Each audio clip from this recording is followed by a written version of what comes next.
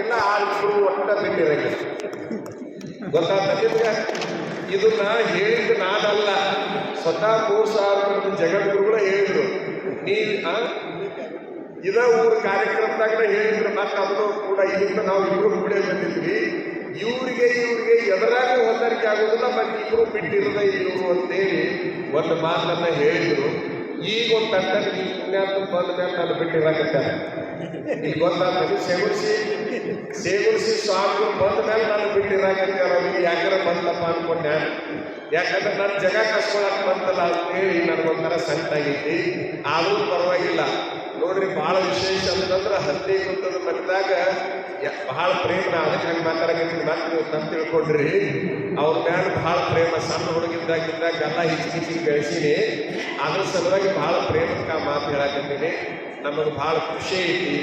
ನಮ್ಮನ್ನು ಬರೆಸುವಂಥ ಒಬ್ಬರು ಸ್ವಾಮಿಗಳು ಅಲ್ಲಿಗೆ ಬಂದಿಲ್ಲ ಅಂತಕ್ಕಂಥ ಖುಷಿ ನಮಗೆ ಬಹಳ ಐತಿ ಅನ್ನುವಂಥ ಮಾತನ್ನು ಈ ಸಂದರ್ಭದಲ್ಲಿ ಹೇಳಿ, ಬೆಲ್ಲದ ಭಾಗ್ಯವಾಡಿ ಅಜ್ಜವರು ಯಾವಾಗಲೂ ಒಂಥರ ಬೆಲ್ಲ ಇದ್ದಂಗವರು. ಸಕ್ಕರೆ ಎಲ್ಲರಿಗೂ ಬೇಡ ಅಂದರೆ ಹೊರತಾಗಿ ಬೆಲ್ಲ ಯಾರಿಗೂ ಬೇಡ ಆಗಿಲ್ಲ. ಬಹಳ ವಿಶೇಷ ಅಂತಂದ್ರೆ ಎಲ್ಲರಿಗೂ ಬೇಡ. ಸಕ್ಕರೆ ಯಾರಿಗೂ ಬೇಕಾಗಿತ್ತು, ಯಾರಿಗೂ ಬೇಕಾಗಿಲ್ಲ. ಆದರೆ ಬೆಲ್ಲ ಆ ಕಾಲಕ್ಕೂ ಬೇಕಾಗಿತ್ತು, ಈ ಕಾಲಕ್ಕೂ ಬೇಕಾಗೈತಿ, ಮುಂದಿನ ಕಾಲಕ್ಕೂ ಬೇಕಾಗೈತಿ. ಮೂರೂ ಕಾಲದಾಗ ಬೇಕಾಗಿರುವಂಥದ್ದು ಯಾವುದು ಬೆಲ್ಲಲ್ಲ. ಹಂಗೆ ನಮ್ಮ ಸ್ವಾಮಿಗಳ ಪೈಕಿ ಎಲ್ಲರಿಗೂ ಬೆಲ್ಲ ಯಾರಪ್ಪ ಅಂದ್ರೆ ಬೆಲ್ಲದ ಭಾಗ್ಯವಾಡಿ ಶಿವಾನಂದ ಮಹಾಸ್ವಾಮಿಗಳವರು. ಅವರು ಈ ಮನುಷ್ಯಗೆ ಭಾಳ ಖುಷಿ ಅನಿಸ್ತು. ಇವ್ರೇನು ಕೂತಾರೆ, ಈ ಕಡೆ ಮಹಾರಾಷ್ಟ್ರದಿಂದ ಬಂದಾರ. ಬಹಳ ದೂರ ಅಂಬೈಜೋಗ ಅಂತೇಳಿ ಅಲ್ಲಿಂದ ಬಂದಾರ. ನಾವು ಇವರು 3000 ರೂಪಾಯಿ ಕಲಿಯಾಗಿದ್ವಿ. ಅಷ್ಟು ದೂರದಿಂದ ಅವ್ರು ಬಂದಿರತಕ್ಕಂಥದ್ದು ಬಹಳ ವಿಶೇಷ ಅನ್ನುವಂಥದ್ದನ್ನು ಈ ಸಂದರ್ಭದಲ್ಲಿ ಹೇಳಿ, ಅವ್ರು ನೋಡಿದ ಕೂಡಲೇ ಒಂಥರ ಪ್ರೇಮದ ಗೆಳೆಯನ್ನ, ಜೀವದ ಗೆಳೆಯನ್ನ ನೋಡಬೇಕಾಯಿತು. ಮನಸ್ಸಿಗೆ ಭಾಳ ಸಮಾಧಾನ ಆಯಿತು. ಅಂಬೇಜೋಗಾಯಿ ಸ್ವಾಮೀಜಿಯವರು ಕೂಡ ದಯಮಾಡಿಸಿರ್ತಕ್ಕಂಥದ್ದು. ನಮ್ಮ ರುದ್ರಯ್ಯ ಮಲ್ಲಾಪುರ ಈತ ಬಹಳ ಸಣ್ಣ ಹುಡುಗಿದ್ದಾಗಿಂದ ನಾವು ನೋಡಿದವರು. ಬಹುಶಃ ಇನ್ನೂ ಆತ ಪುರಾಣ ಹೇಳಕ್ಕೆ ಚಲೋ ಮಾಡಿದ್ದಿಲ್ಲ, ಹೇಳಬೇಕಂತ ಆಸೆ ಪಡಾಕತ್ತಿದ್ದ. ಅವಾಗಿಂದ ನಾವು ಬಲ್ಲವರು. ರುದ್ರಯ್ಯ ಮಲ್ಲಾಪುರ ಅಂದ್ರೆ ಹ್ಯಾಂಗ್ರಿ ಅಂತ ನಿಮ್ಮ ಅಜ್ಜವ್ರು ನಮ್ಮನ್ನು ಕೇಳಿದ್ರು.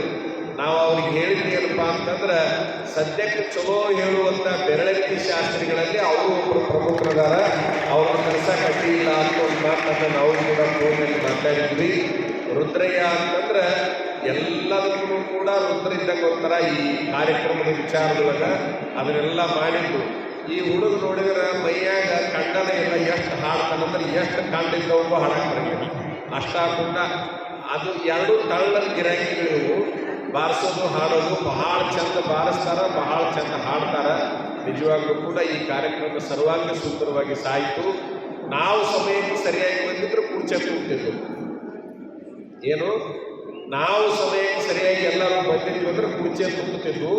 ನೀವು ಒಂಥರ ಹೆಂಗೆ ಮಾಡಿರಿ ಅಂತಂದ್ರೆ, ಟೈಮಿಗೆ ಬರಲಿಲ್ಲ ಅಂದ್ರೆ ನಾವು ಹಿಂಗೆ ಇರ್ತೀವಿ ಅಂತೇಳಿ ತೋರಿಸುವಂಗೆ ಒಂದಿಷ್ಟು ಮಂದಿ ಎಲ್ಲರೂ ಊರಿಗೂ ಮನೆಗೆ ಹೋಗ್ಯಾರ. ಆದರೂ ನೀವಾರ ಬಂದಿರಲಿಲ್ಲ, ನಮ್ಗೆ ಅವ್ರು ಹೋದ್ರು ಅಂದ್ರೆ ಕಳೆದವರು. ನೀವು ನಮ್ಮವರು, ನಾವು ನಿಮ್ಮವರು ಅಂತ ಹೇಳಿ ನಮ್ಮ ಮಾತನ್ನು ಮುಗಿಸ್ತೀವಿ.